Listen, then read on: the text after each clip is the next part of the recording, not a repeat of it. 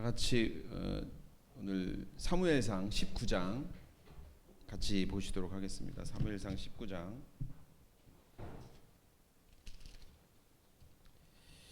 1절에서 오늘 18절까지 한 번에 다 읽도록 하겠습니다. 같이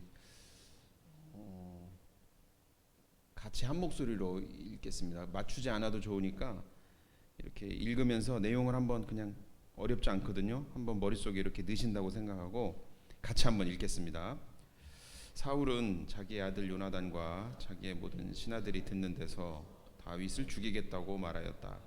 사울의 아들 요나단은 다윗을 매우 좋아하고 있었으므로 다윗에게 이것을 귀띔하여 주었다. 나의 아버지 사울이 자네를 죽이려 하니 나의 말을 듣게. 자네는 내일 아침 일찍 몸을 피하여 외진 곳으로 가서 숨어 있게.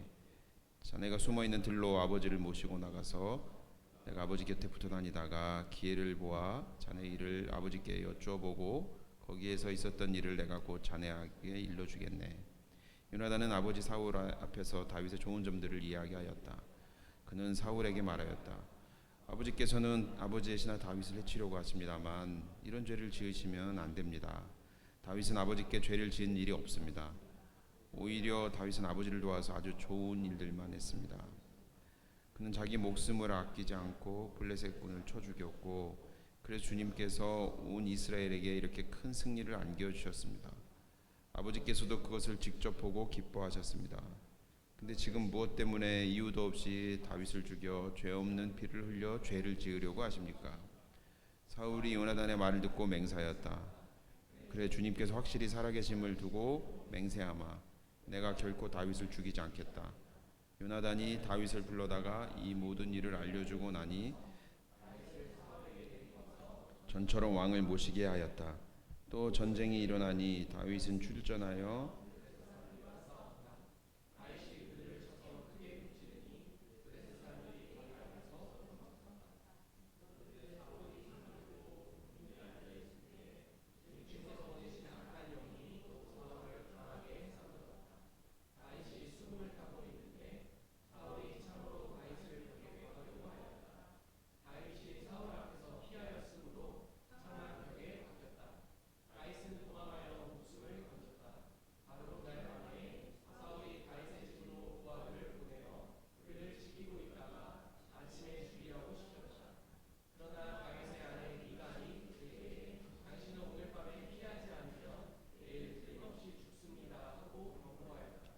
미갈이 다윗을 창문으로 내려보내니 다윗이 거기에서 달아나서 목숨을 건졌다. 한편 미갈은 집안에 있는 우상을 가져다가 침대에 누이고 그 머리에는 염소털로 짠 망을 씌우고 그 몸에는 옷을 입혔다.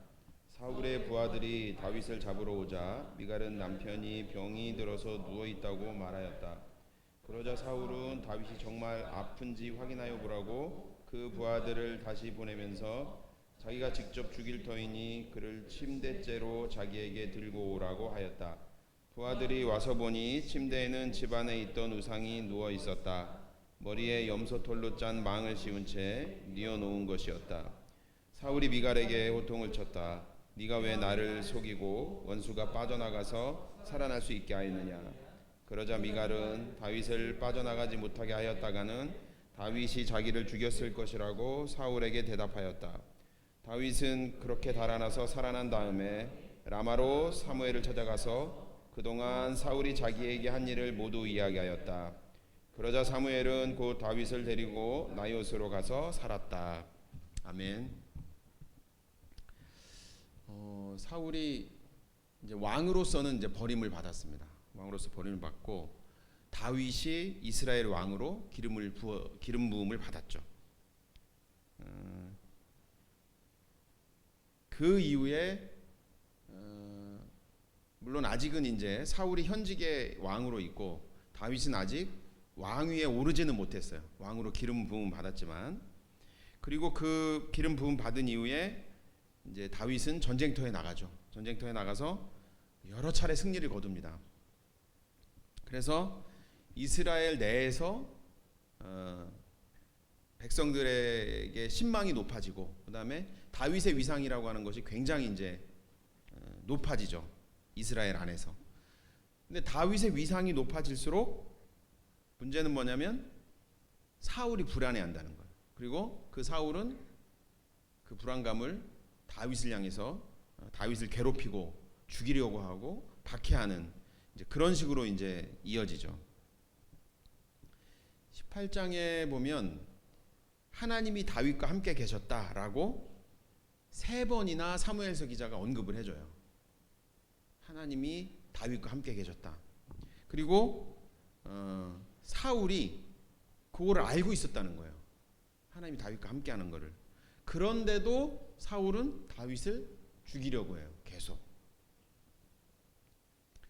그러니까 어떻게 보면은 이거는 동시에 하나님께 대한 저항이기도 하죠.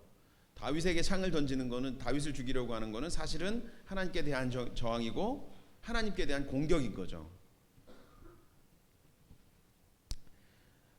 그거를 알고 있었지만 사울은 전혀 물러날 어떤 그 생각이 전혀 없었고, 오히려 다윗을 향한 백성들의 지지가 높아질수록 그 왕권에 대한 집착, 이건 더 강해져 갑니다. 그리고 다윗에 대한 살의 또한 더욱 강해져 가요. 급기야는 사울이 자기 앞에 앉아서 자기를 위해서 연주를, 음악을 들려주고 있던 다윗을 향해서 창을 날리죠. 창을 2번이나 날립니다. 2번을 날렸다는 것은 우발적인 것이 아니고 죽이려고 하는 의지가 아주 확고하다 하는 것을 보여줍니다.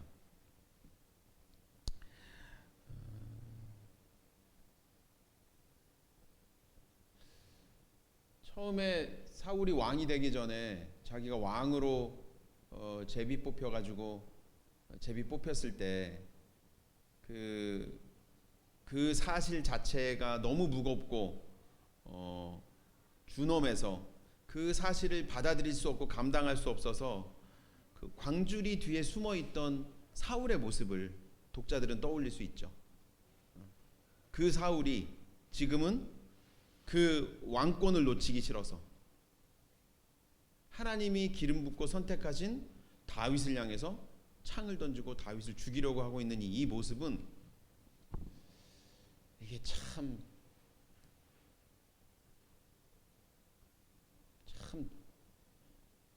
뭐라고 그럴까요?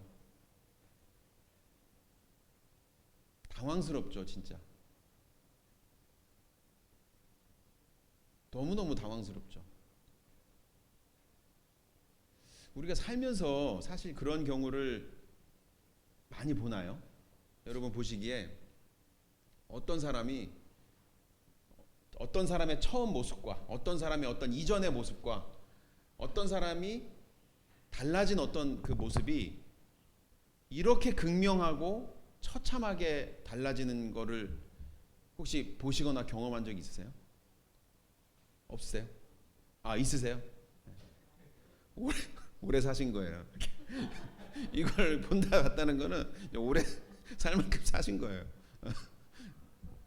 사실 이게 흔한 모습은 아닌데 사실 실제로 있어요. 그죠? 특히 이제 저희 이제 목회자들은 신학교를 졸업하고 오랜만에 만나잖아요.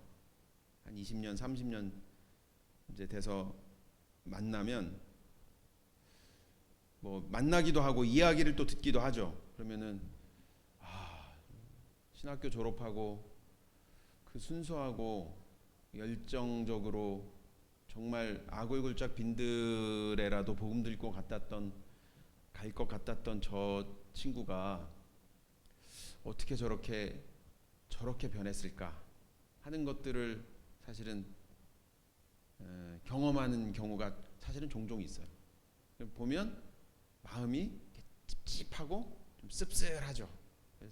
별로 또 보고 싶지 않아요. 왜냐하면 뭐 그 사람에 대한 어떤 감정보다는 그냥 인생이 어떻게 이럴 수 있을까, 사람이 이렇게 변할 수 있을까에 대한 어떤 그런 씁쓸한 마음, 이런 것들이 들어서 사실은 굉장히 기분이 좋지 않은 경우가 종종 있습니다만, 사울의 변신은 참 극적이고 참 보기 어려울 정도로 처참한 지경에 지금 사울이 이르는 것을 우리가 볼 수 있습니다. 애초에 자기 것이 아니었잖아요, 이 왕권이라는 게. 근데 그 권력에 대한 집착이 하나님의 선택받은 다윗을 향해서 이렇게 공격하고 죽이려고 하는 것으로 변하는 것을 보면 정말 처참하고 그런 이야기가 아닐 수 없습니다. 그렇지만 다윗의 입장에서 보면 지금 다윗은 죽을 위기에 처해 있는데 역설적이게도 이 다윗을 죽이려고 하는 사울의 아들과 딸이 다윗을 도와요. 그러니까 사울은 죽이려고 하는데 사울의 아들 딸인 요나단과 미갈이 다윗을 돕습니다. 그래서 다윗이 이 위기에서 이제 벗어나게 되는 이야기가 오늘 19장의 이야기거든요. 참 재밌죠. 아버지는 다윗을 죽이려고 하고 아버지 밑에 자식들은 다윗을 살리려고 하고. 떠오르는 얘기 없으세요 혹시? 똑같은 이야기가 또 구약 성경에 또 나오죠. 바로는 모세를 죽이려고 하고 바로의 딸은 그 모세를 건져서 살리고 세상에서 가장 안전한 장소에서 모세를 키우잖아요. 안전하게. 하나님이 도우시는 그 손길이나 방법이라고 하는 것을 사실은 우리가 예상할 수 없는 것이고 굉장히 오묘한 것이고, 그래서 우리가 이렇게 위기에 처하고 어려움이 있을 때마다 하나님께 구하고 도움을 요청하는 것이죠. 사실 이 요나단은 다윗이 위기에 처해 있을 때 하여튼 끝까지 다윗을 돕습니다. 성경에 아름다운 인물이 많이 나오고 그 인물에 얽힌 아름다운 이야기가 참 많이 나오지만 저는 구약 성경에서 이 요나단만큼 아름다운 이야기를 보여주는 사람이 있을까, 그런 생각 저는 많이 하거든요. 다윗이 구약 성경에서는 예수님을 예표하는, 미리 보여주는 인물로 신학적으로는 다윗이 그런 사람이지만, 물론 다윗이 그런 사람이죠. 그러나 저는 볼 때 요나단이 다윗을 향해 보여주었던 그 우정과 사랑이야말로 예수님께서 당신의 그 제자들에게 그리고 당신의 백성들에게 보여주신, 실천하신 그 사랑과 우정의 저는 표본이라고 생각해요. 요나단이야말로. 요나단은 자기 목숨을 걸고 다윗을 도왔어요. 다윗은 사실 요나단과 다윗의 관계에서 다윗이 요나단한테 뭐 그렇게 크게 한 거는 없어요. 사실은 어떻게 보면 거의 일방적이었어요. 요나단의 애정이라는 것은. 요나단은 진짜 목숨을 걸고 다윗을 도왔는데 여러 차례 아버지한테 다윗한테 그렇게 하면 안 된다. 오늘 본문에도 나오지만 다윗한테 그렇게 하면 안 됩니다. 다윗이 아버지에게 무슨 죄를 지었습니까? 무슨 잘못을 했습니까? 그 막 이 사울이 화가 나니까 어떻게 합니까? 뒤에 가면 20장에 가면은 사울이 요나단에게 창을 던지려고 해요.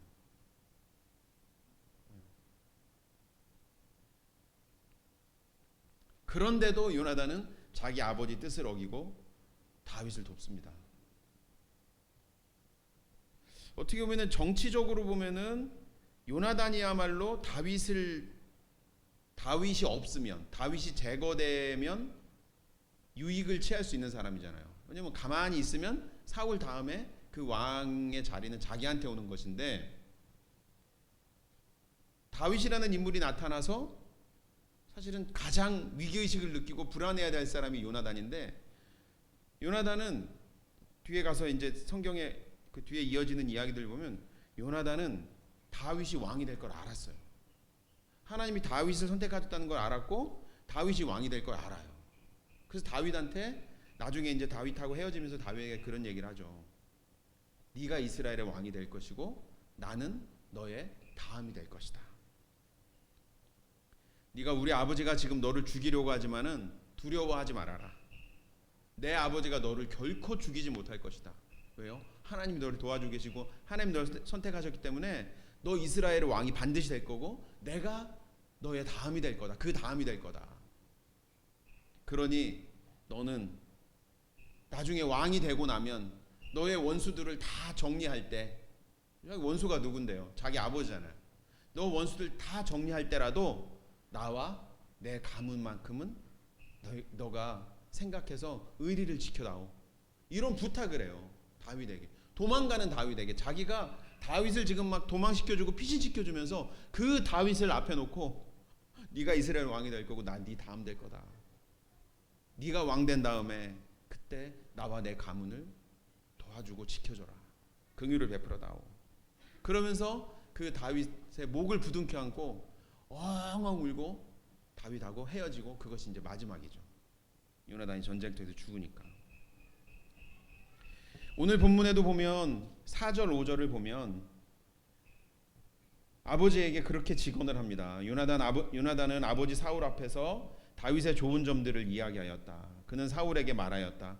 아버지께서는 아버지의 신하 다윗을 해치려고 하십니다마는 이런 죄를 지으시면 안 됩니다.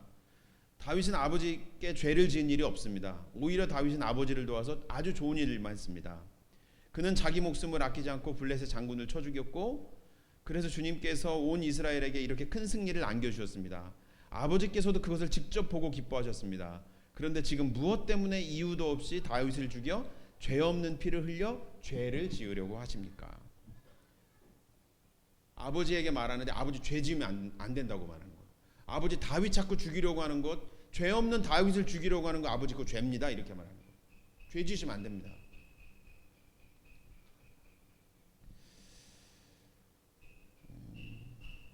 이 사무엘서 기자가 요나단의 입을 통해서 지금 다윗의 무죄에 대해서 말해주고 있거든요. 다윗에게 죄가 없다. 그래서 죄 없는 다윗을 죽이려고 하는 것은 죄다. 이렇게 지금 요나단의 입을 통해서 말해주고 있는데, 여기서 말하는 다윗의 죄, 다윗에게 죄가 없다라고 말할 때 그 죄는 무슨 죄일까요? 그 죄는 우리가 생각하는 그냥 일반적인 죄를 말하는 게 아니에요. 지금 여기서 죄가 없다라고 말하는 것은 반역을 말하는 거예요. 다윗은 아버지를 뒤엎고 아버지를 제거하고 이스라엘의 왕이 되려고 하는 그런 죄를 다윗은 하지 않는다, 하지 않았다, 그런 생각이 없다. 지금 그 얘기를 하는 거예요.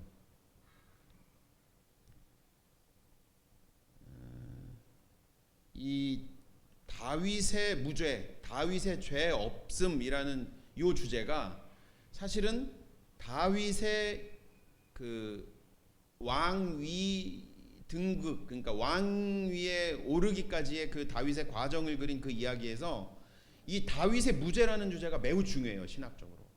그래서 실제로 보면 이 뒤에 몇 번에 걸쳐서 이 사무엘서 기자가 다윗의 무죄, 다윗의 죄 없음이라는 이야기를 몇 번을 더 언급해요. 이게 중요하기 때문에 그렇거든요. 그리고 그 직접적으로 언급할 뿐만 아니라 그 증거가 될 만한 이야기들을 매우 감동적이고 구체적으로 그 이야기들을 또 증거로 제시를 한단 말이에요. 무슨 얘기를 제가 드리는 거냐면, 이 다윗이 사울을 제거하고 왕 위에 오르려고 하는 그런 죄가 없다는 것을 사무엘서 기자가 매우 중요하게 반복적으로 강조하고 있다는 얘기를 제가 드리는 거예요. 예를 들면은 무슨 얘기가 떠오르세요? 다윗이 피신했을 때, 아둘람 굴에 피신했을 때 사울이 군사를 일으켜서 쫓아오잖아요. 근데 그때 사울이 굴에 들어왔다가 잠이 들어요. 다윗이 사울을 죽일 수 있었는데 사울을 살려주죠. 그때 뭐 다윗이 그렇게 얘기하잖아요. 하나님의 기름 부은 종을, 왕을 내가 죽일 수 없다. 그런 일이 2번이나 있었다고 사무엘서에 기록이 돼 있어요. 다윗이 죽이지 않았어요, 사울을. 그리고 왕이 된 이후에도 사실은 이 사울 가문에서 계속해서 다윗을 공격하거든요. 그때도 다윗은 최대한 참고 참아서 하여튼 사울의 가문에 직접 손대지를 않아요. 다윗이 아주 뭐라고 그럴까요? 사실 충분히 그런 힘이 있고 명분도 있고 당위성도 있는데 어떻게 보면 너무 거기에 이렇게 집착할이 많지, 옆에서 보면 답답할이 많지, 그 일만큼은 하지 않는다는 거예요. 다윗이 전쟁에 나가서 블레셋과의 싸움에서 승리도 하고 싸우면 이겨가지고 뭐 백성들의 어떤 그 환호와 지지를 그렇게 받고 하는 일들이 있는데도 유독 사울에게만큼은, 사울 가문에게만큼은 다윗이 그렇게 공격을 받고 자기를 죽이려고 달려드는데도 계속해서 피신 다니고 도망 다니고 하지 손을 대지 않는다고요.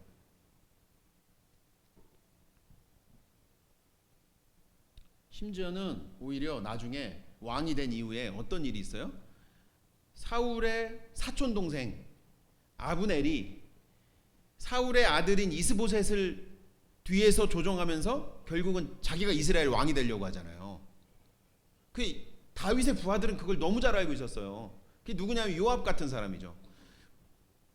참모들은 이 아브넬을 그래서 살려두면 안 된다. 아브넬과 이스보셋을 저대로 두면 안 된다. 나라가 위태롭다. 지금 왕이 된 지 얼마 안 됐는데 나라가 계속 이렇게 위협받고 하니까 안 된다라고 그런 생각 갖고 이런 얘기를 하지만 다윗은 꿈쩍하지 않아요. 오히려 나중에 요압이 아브넬을 제거하죠. 아브넬을 죽여요. 물론 자기 개인적인 감정에 의해서 어떤 그 원한 관계가 있었기 때문에 아브넬을 죽입니다. 그때 다윗이 어떻게 하죠? 그때 다윗이 이 요압에 대해서 대노를 하면서 요압에게 저주를 퍼부어요. 그냥 정치적으로 보면 그건 너무 잘된 일이거든요. 자기 손에 피 안 묻히고 요압이 그렇게 제거해 줬기 때문에 다윗에게는 굉장히 좋은 일이에요. 어떻게 보면은. 그런데 자기를 위해서 전쟁터에서 그렇게 목숨을 바치고 뛰었던 요압을 향해서 저주를 퍼부어요, 다윗이.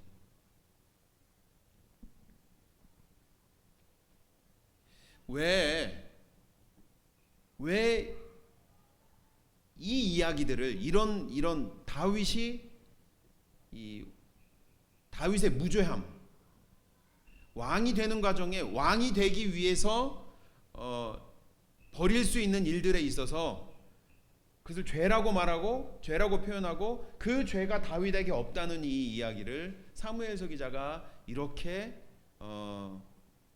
중요하게 다루고 있느냐.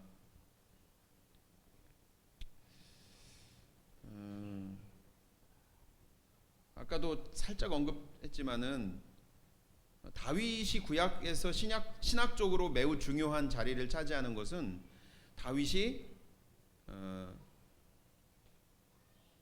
하나님께서 메시아 예수 그리스도를 통해서 메시아를 왕으로 세워서 통치하시고 세우실 그 나라에 대한 그 표본을 가장 그래도 가장 이상적으로 보여주고 제시해 준 게 무엇이냐면 바로 다윗의 나라입니다. 다윗의 왕국. 신학적으로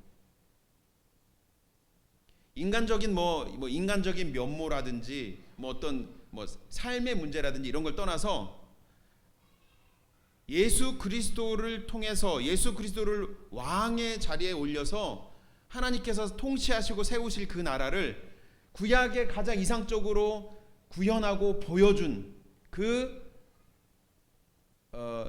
인물이 다윗이고 그 왕이, 그리고 그 나라가 바로 다윗의 왕국이라는 거예요.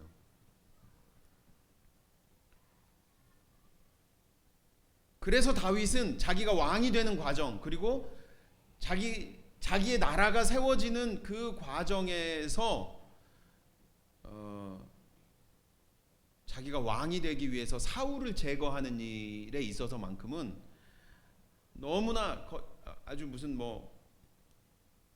뭐라고 말할까요?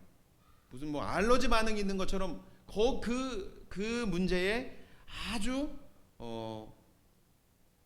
첨예하게, 아주 예리하게 그 문제만큼은 다윗이 접근을 하고 있다는 거고, 사무엘서 기자가 그 부분을 그래서 그렇게 중요하게 다루고 있다는 얘기를 하는 겁니다. 제가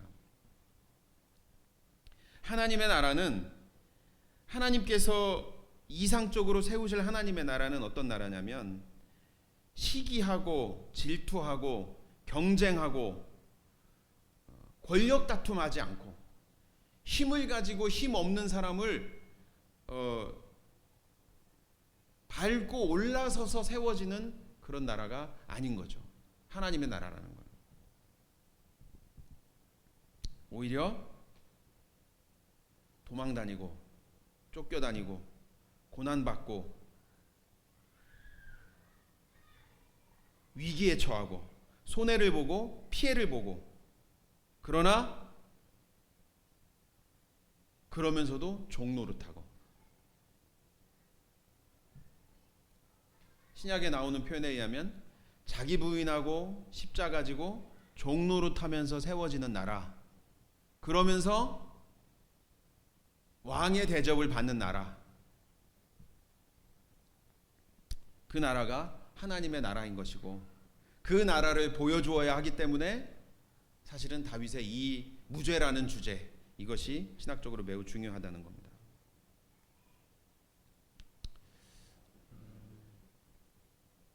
그래서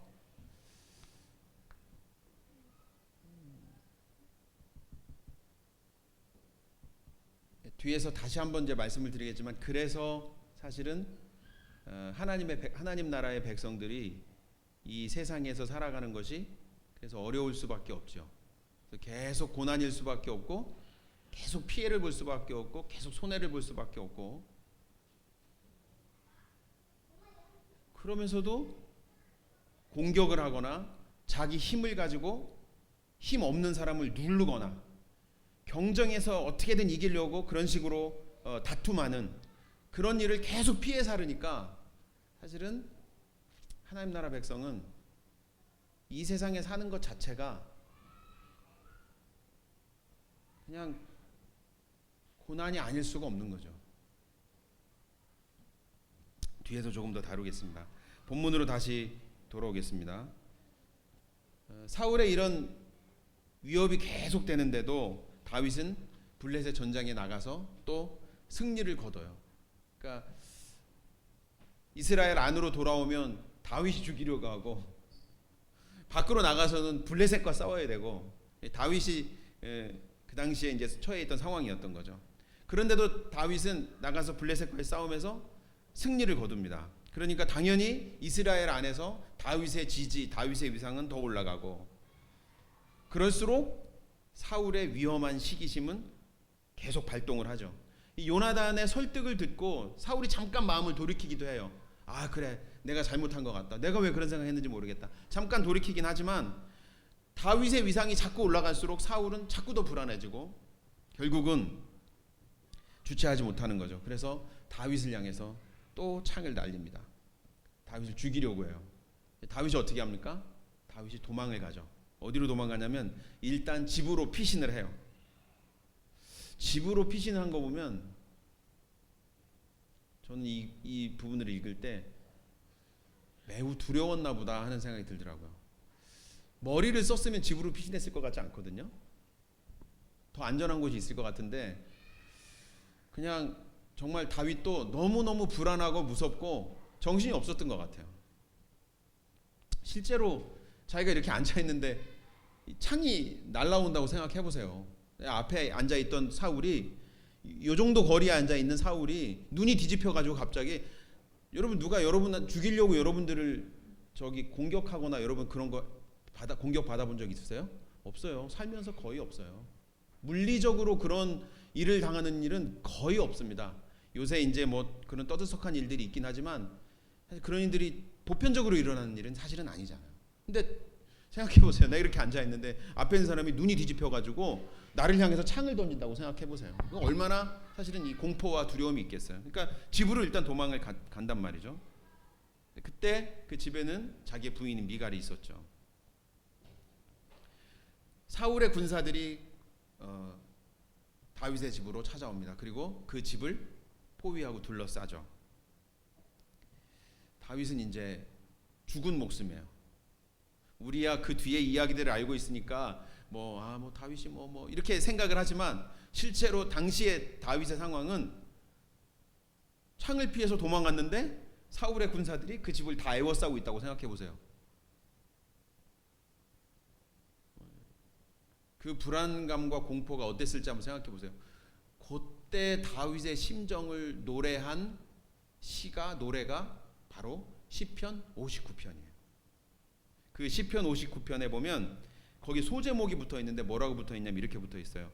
사울이 다윗을 죽이려고 사람을 보내어서 그의 집을 감시하고 있을 때에 다윗이 지은 시라고 돼 있어요. 물론 이제 우리가 읽고 있는 59편은 조금 더 정리되고 추가된 어떤 형태이겠지만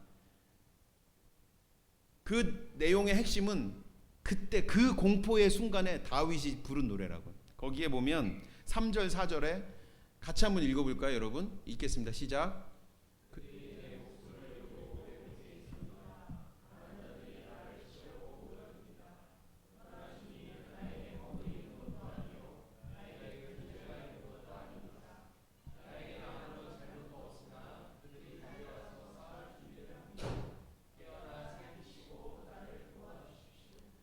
16절 17절도 같이 한번 읽어볼까요? 16, 17 시작.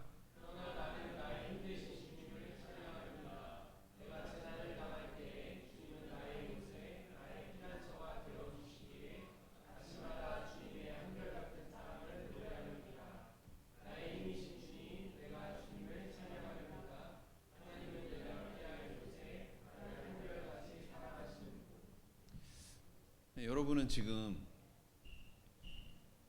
8월 오늘이 며칠인가? 27일인가요?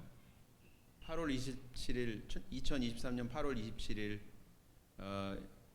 주일 아침에 대한민국이라는 나라의 대전 유성에 있는 한 교회에 모여서 예배를 드리시는 여러분은 지금 이 부분을 읽을 때 그들이 내 목숨을 노리고 매복해 있습니다. 강한 자들이 나를 치려고 모여듭니다. 나의 힘 되신 주님을 찬양하렵니다. 여러분은 이렇게 읽으셨죠. 근데 다윗은 어떻게 했을까요?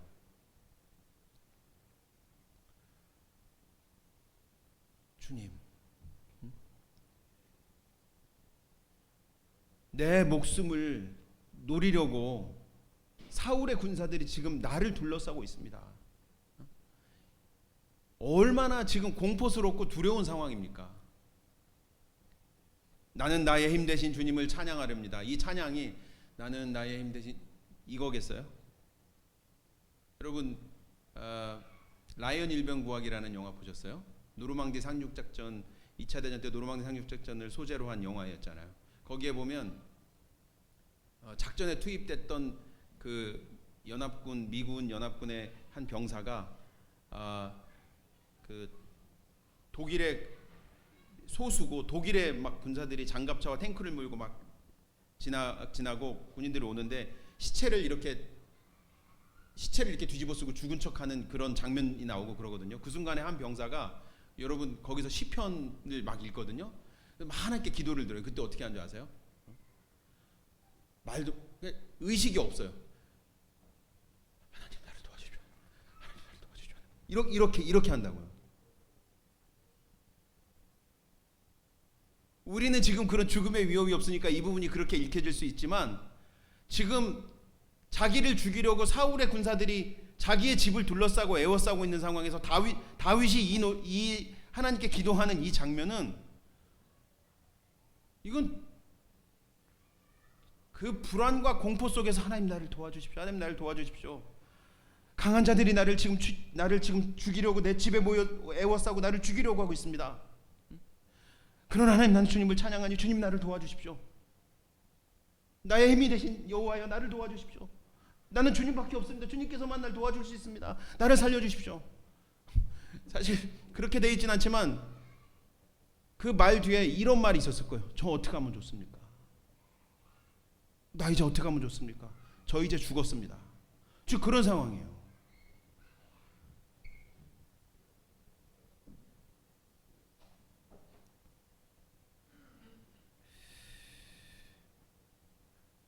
그때 사울의 딸 미갈, 자기를 죽이려고 군사를 보낸 사울의 딸 미갈이 다윗을 돕죠. 다윗을 몰래 피신을 시키고 다윗이 침대에 누워 있는 것처럼 위장을 해놓고 사울의 군인들을 따돌려요. 지금 몸이 너무 아파가지고 열이 펄펄 나가지고 꼼짝 못하고 지금 누워 있다. 미갈은 얼마나 떨렸을까요? 그런데도 너무 놀랍죠. 다윗이 그렇게 공포 속에서 하나님께 기도하고 있는 그 순간에 손을 쓴 건 미갈이었다고. 당신 빨리 도망가라. 내가 알아서 할 테니까 빨리 도망가라. 그러면서 군사들에게 그 위장하고 거짓말을 할 때 그 사울의 딸 미갈은 또 얼마나 떨렸겠어요. 군인들한테 그렇게 거짓말을 하고 군인들이 사울에게 돌아가서 지금 다윗이 침대에 누워있다 보고하니까 사울이 뭐라고 합니까? 침대째 들고 와라. 그러니까 반드시 죽이겠다는 거예요. 반드시 죽이겠다. 침대째 들고 와라. 다윗을 향한 적개심이 어느 정도였는지 알 수 있죠. 하지만 침대에 누워있던 건 다윗이 아니라 미갈의 위장 전술이었습니다. 사울이 미갈을 향해서 분노를 폭발해보지만은 이미 늦었습니다. 그때 다윗은 사무엘이 살고 있는 라마 나요스로 향해 가고 있었고 그 뒤에 한참 동안 어느 정도 기간 동안 다윗은 사무엘의 보호 아래 있게 됩니다.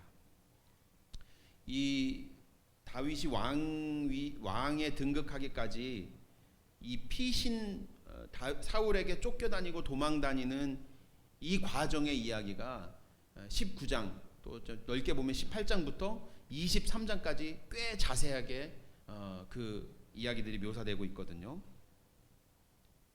제가 오늘 설교의 제목을 다윗의 곤경이라고 이렇게 지었습니다. 어쩌면 이 곤경이라는 단어가 적합하지 않은 것 같아서 조금 더 직접적인 표현, 다윗의 고난, 다윗의 위기, 어떤 이런 식으로 표현을 할까 하다가 제 3자들에게 더 적당한 단어가 무엇일까 해서 저는 곤경을 어쨌든 고집을 했는데 1차적으로 다윗이 지금 처해 있는 곤경이라고 하는 거는 사울을 피해서 도망다니는 죽음의 위협과 위기 앞에서 도망다니는 것이 1차적인 다윗의 곤경이죠. 그러나 더 큰 곤경이 있습니다. 그게 뭐냐면 이해할 수 없는 상황인 거예요. 자기가 왕으로 기름을 부음 받았잖아요. 하나님의 선택을 받았다고요. 그거를 자기도 알고 온 이스라엘이 알고 심지어는 자기를 죽이려고 하는 사울도 알고 있어요. 근데 왕이 되지 못하고 심지어는 왕이 되지 못할 뿐만 아니라 그냥 기다리면 되는 게 아니라 그 왕이 되기까지 자기가 왜 이런 고난을 당해야 되는 거예요? 자기가 왜 도망 다녀야 돼요? 블레셋도 아니고 왜 사울에게 고난을 받아야 되냐고요. 자기는 자기 왕을 위해서 싸웠어요. 목숨을 걸고 전쟁터에 나가서. 자기를 죽이려고 하는 그 사울 앞에서 그 사울의 마음이 진정되도록 그 앞에서 연주를 했어요. 사울의 그 치료를 위해서. 여러분 그 장면도 우리가 사실은 그냥 넘어가기 쉬운 장면이지만 다윗이 사울 앞에서 연주를 하고 있었을 때는 이미 사울이 다윗을 죽이려고 했던 시도가 있고 나서 몇 번. 그러면 여러분 같으면 그 앞에서 사울을 향해서 연주할 때 편안한 마음으로 우리가 찬양하듯이 찬양인도 하듯이 그렇게 다윗이 연주했었을까요?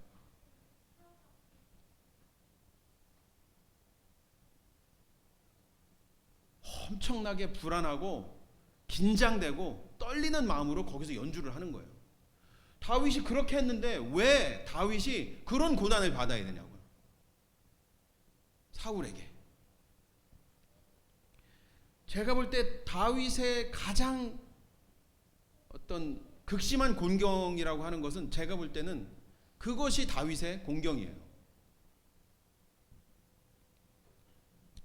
하나님의 분명한 뜻이 있는데 그 뜻이 자꾸 지연돼요. 그리고 단순히 지연될 뿐만 아니라 그 지연되는 시간 동안 하나님의 뜻을 받은 자가, 하나님의 뜻을 입은 자가 고난을 겪고 곤경에 처해요.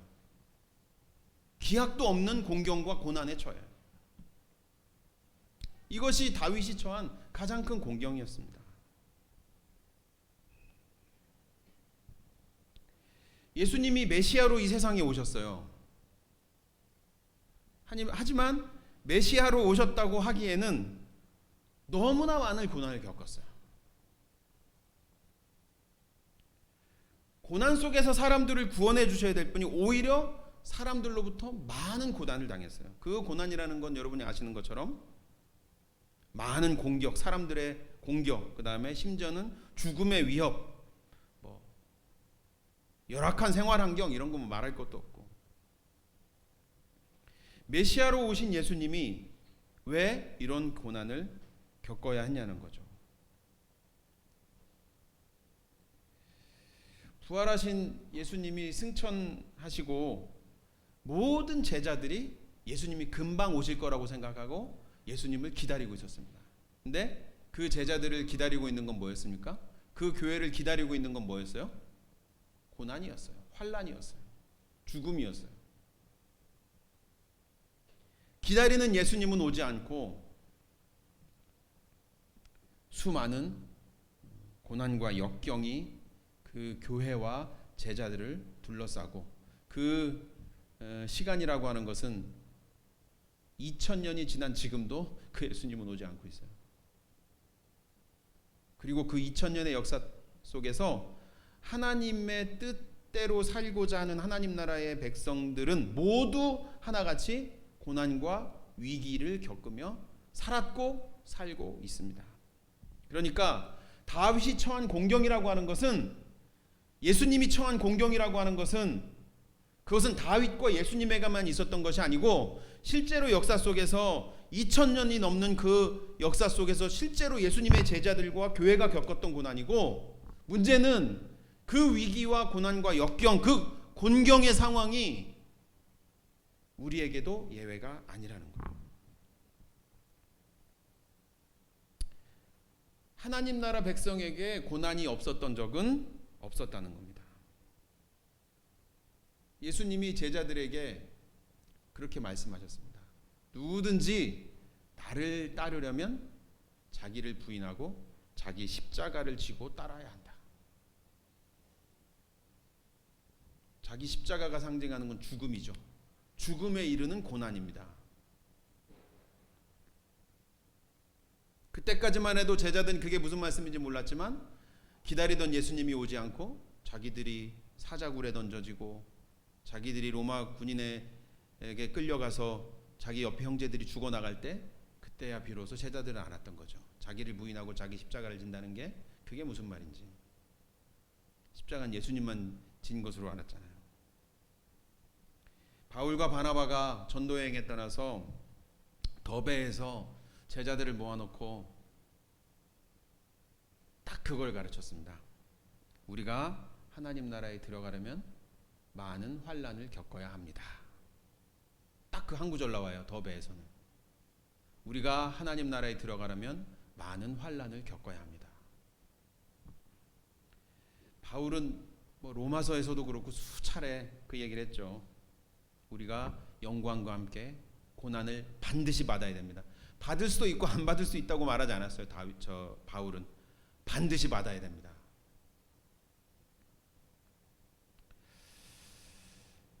하나님 나라 백성이 왜 많은 고난을 겪어야 하는지 성경이 자세하게 가르쳐주고 있는 것 같진 않아요. 성경 어디에도 제가 봤을 때 왜 고난을 받아야 되냐면 이러해서 고난을 받아야 되라고 가르쳐주고 있는 데는 없는 것 같아요. 제가 봤을 때는. 다만 우리가 성경에 나오는, 우리가 가르침받은 여러 가지 신앙의 이야기들을 토대로 볼 때 고난이 여러 가지 유익이 있다. 어떻게 유익이 되는지 우리가 알 수 없지만, 그리고 고난이 우리를 성장시킨다, 성숙하게 한다라는 그런 이론은 우리가 말을 할 수 있지만, 아주 구체적으로 왜 고난을 받아야 되는지는 성경이 그렇게 자세하게 말해주고 있는 것 같지는 않습니다. 그러나 성경이 아주 분명하게 말해주고 있는 것은 있어요. 아주 분명하고 아주 반복적으로 말해주고 있는 건 있는데, 그게 뭐냐면 하나님 나라의 백성은 많은 고난을 겪어야 한다, 겪을 수밖에 없다는 사실만큼은 아주 분명하게 말해주고 있는 것 같아요. 무슨 말이냐면 고난은 하나님 나라 백성에게 운명이라는 거예요. 운명. 고난 없는 하나님 나라 백성이 있을 수 없고, 하나님 나라 백성이라면 누구나 고난 속에서 살 수밖에 없다는 겁니다. 혹시 우리가 행복을 추구하기도 하고 행복한 것들을 바라기는 하지만, 있을 수도 있지만 그 행복조차도 고난 없는 행복이 아니라 고난 속에서의 행복일 수밖에 없다는 거예요. 대부분 고난이고 가끔 행복이 있는 것이지, 대부분 행복이고 가끔 고난이 있는 것이 아니라는 거예요. 누구에게? 하나님 나라 백성에게. 하나님 나라 백성이 아니면 상관이 없습니다. 오죽하면 예수님이 구원으로 들어가는 문은 그 길이 좁고 협착하다, 험하다. 그래서 찾는 사람이 많지 않다. 맨날 겪어도 힘들고 당황스러운 것이 고난입니다. 전에는 가진 것이 많고 누릴 것이 많은 사람이 더 많은 고난을 겪는다고 생각했어요. 저는 버릴 것이 많으니까 그런 사람들이 더 많은 고난을 겪는다고 생각했어요. 배우기도 했고. 그러나 지금은 그렇게 생각하지 않습니다. 그것은 전혀 상관이 없다. 가진 것이 많은 사람은 많이 가진 채로 고난을 당하고, 가진 것이 없는 사람은 가진 것이 없는 채로 고난을 당한다.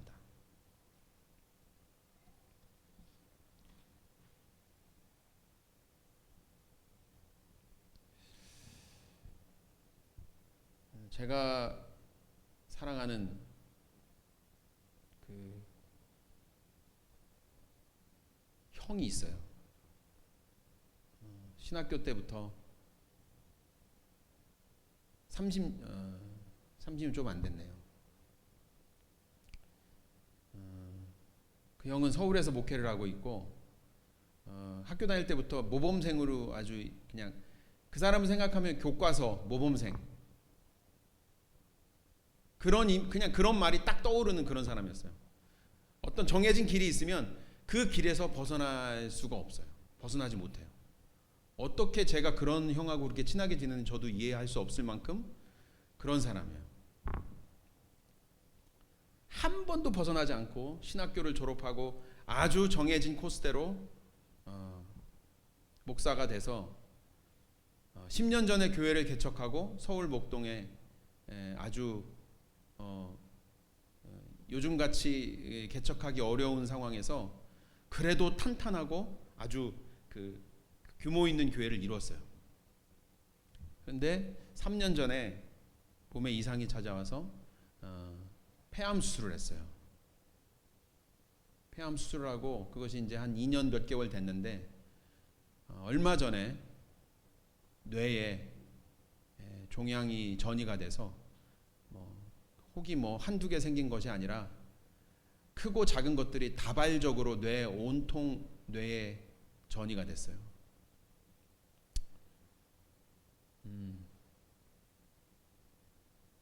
지난주에 이제 제가 예배를 드리고 나서 급하게 서울에 올라가서 병원에 찾아가서 만나고 왔는데, 절망적이죠. 수술은 할 수가 없고 방사선 치료도 한 번밖에는 할 수가 없어서 의사들이 지금 마지막 수단으로 밀어놓고 있어요. 방사선은 지금 이제 약물을 치료를 하고 있는데, 그 약이 잘 들으면 다행인데, 의사가 찾아와서 그 약이 혹시 잘 듣지 않는다면 하면서 땡땡땡.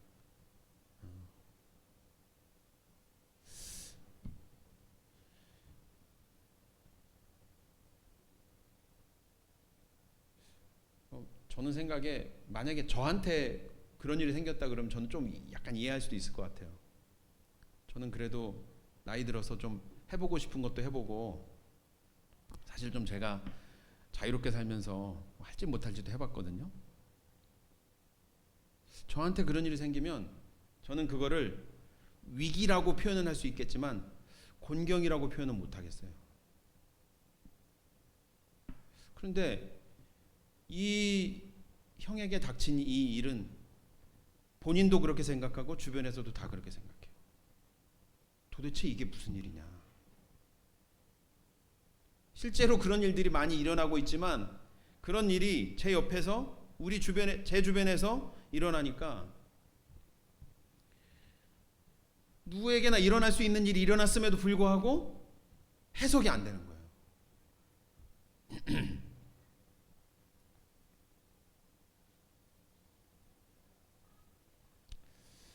그래서 참 지난 몇 주간 저도 참 굉장히 좀 마음이 힘들게 보낼 수밖에 없었습니다. 분명한 건 해석이 되든 되지 않든 성경에 해석이 나와 있지도 않고 다윗도 그렇고 예수님도 그렇고 그 고난을 해석하려고 들진 않았어요. 해석해서 우리에게 풀이해 준 것도 없고. 그런데 분명한 건 뭐냐면 그 고난은 그냥 운명이라는 거예요. 그냥 운명이에요. 우리한테는 숙명이에요. 찾아올 때마다 놀라긴 하지만 그냥 운명이에요.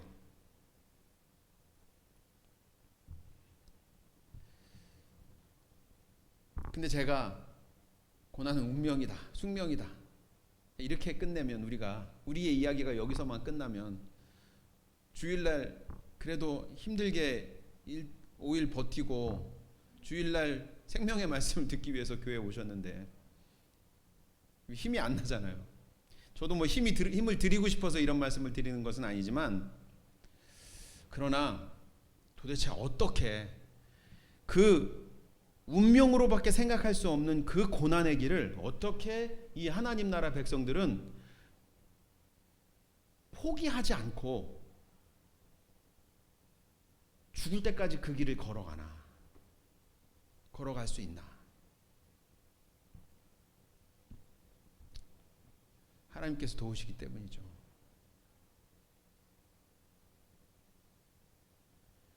사울의 군사들이 자기를 향해서 창을 던지는 사울을 피해서 집으로 도망갔더니 사울의 군사들이 그 집을 에워싸서 들이닥칠 기세에 그 불안과 공포 속에서 하나님 앞에 하나님 나를 도와주십시오.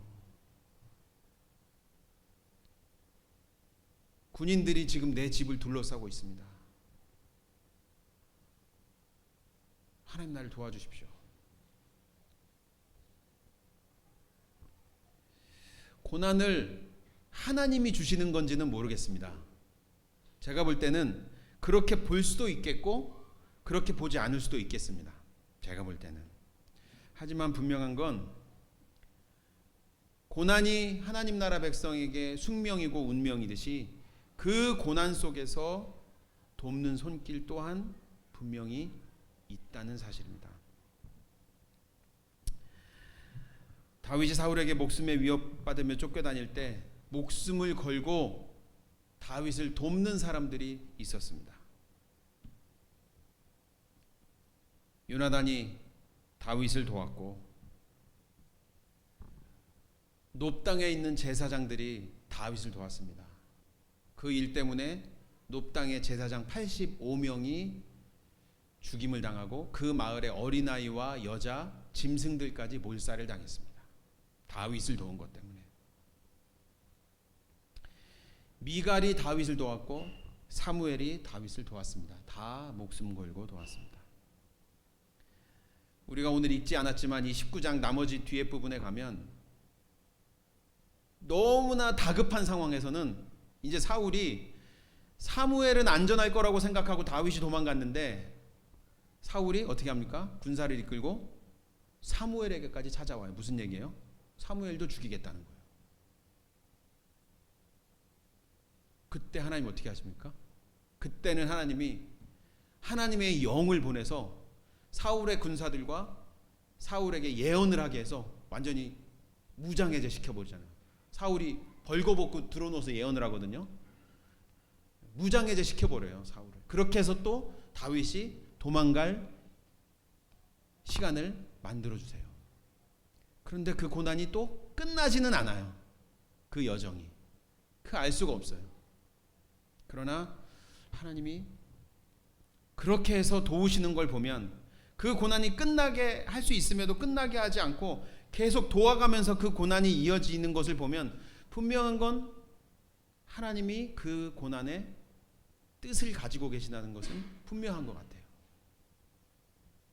우리가 받는 고난이 나의 욕심 때문이든 내 실수나 내 과오 때문이든 아니면 정말 하나님의 무슨 특별한 뜻이 어떤 것이 있기 때문인지 우리는 알 수 없지만 우리가 당하는 모든 고난, 하나님의 백성이 당하는 모든 고난은 하나님에게서 뜻이 있고 그리고 그 뜻을 가지신 하나님이 그 고난 속에서 그냥 낙오되고 그냥 나자빠지지 않도록 하나님이 도와주신다는 것, 그것이 우리에게 희망이고 그리고 그 길을 같이 걸어가는 우리의 형제들이 있고 그 형제들이 자기도 고난 속에 살면서 고난 속에 있는 자기의 형제들을 살피고 있고 돕고 있다는 그 사실이 고난을 운명처럼 숙명처럼 여기고 살아가는 하나님 나라 백성이 그럼에도 불구하고 신앙을 버리지 않고 하나님에 대한 신뢰를 끝까지 가질 수 있는 유일한 길인 것이죠. 여러분 옆에 광민 형제를 한번 보시고 민혜 자매 한번 보시고 한번 옆에 보십시오. 어떻게 좀 고난 속에서 좀 도움 받을 수 있겠습니까? 네. 너무 낙담하지 마시고 여러분 우리 지금 이 자리에 우리 같이 이 살아가는 우리 형제들이 있어서 후쿠시마 오염수가 방류되는 이 말도 안 되는 불의의 상황 속에서도 우리가 인내할 수 있고 버틸 수 있고 우리가 각자 처한 우리 삶의 곤경 속에서도 우리가 살아갈 수 있다고 생각합니다. 잠깐 기도하겠습니다.